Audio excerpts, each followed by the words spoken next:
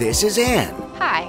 a musician with soul. I do define it as soul, my own sort of idiosyncratic brand of soul. She lives in Edmonton's Macaulay neighborhood. It's a very diverse neighborhood in every way that you could slice up the pie to call something diverse. It feels like it's really alive. You know, there's nothing synthetic about it, for better or for worse. Definitely a lot of people who are struggling with addiction, poverty, trauma, all mixed together. And I started writing about it. It started sort of creeping into my writing just subconsciously because it was on my mind a lot. That writing became an album. So it's called For the People in the Meantime. And I definitely felt like the times were mean. I see more and more people just not being able to keep up. I just thought I would make an effort to try to know my neighbors. A lot of it was just making the decision to kind of engage and establish a relationship. Enter Brad Burns. Brad is an awesome guy, and he, at the time, was a principal at Highlands Junior High School. He basically hired me for a fundraiser where he asked me to write a song for his students to learn and perform with me at this fundraiser event. So we did that. Then one guy says, we should record it. At first I just thought he was small talking, but he was really serious. The anonymous donor was as good as his word. Ann and 56 students recorded 2 songs and 2 music videos. The part where they first come in, you just hear these 40 voices of these little kids, and I just had not emotionally prepared for that. But it was just so hopeful that I still get shivers thinking about it. But they say there's gonna be change one day. Things, as they say, were looking up.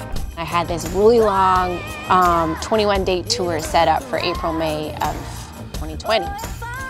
And of course, by March, it was pretty evident that that was not happening. Because, you know, 2020. So I just kind of thought, like, I miss playing for people. And desperate times call for Porch concerts, you could say. Just perform, just like take my keyboard out of the house, put it on the porch, you know, hook up a microphone. And before I started, I went door to door and asked all the different people on the street if I could have permission to make some noise. It was unanimously enthusiastically met with like, yeah, that'd be awesome. Some people offered a sound system because one of my neighbors has a pawn shop. My neighbors over there, they have all these bricks that we've started to use to put 2 meters distance. It's already happening. My other neighbor brought some chairs down for some people to sit on the other day. I think generally most people like to help and feel helpful and feel like it feels good to give things. So Ann started giving performances on Sundays. And it turns out, giving is contagious. I told people that it's free, but people have brought baking, and plants, and flower arrangements is another one.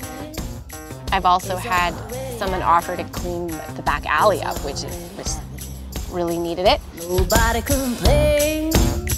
It's been a real mix of people. Like, there's some people driving in from the suburbs in fancy cars, sitting right next to someone who's driving a shopping cart, and they're both audience members. I can't believe I didn't think of doing it before, actually.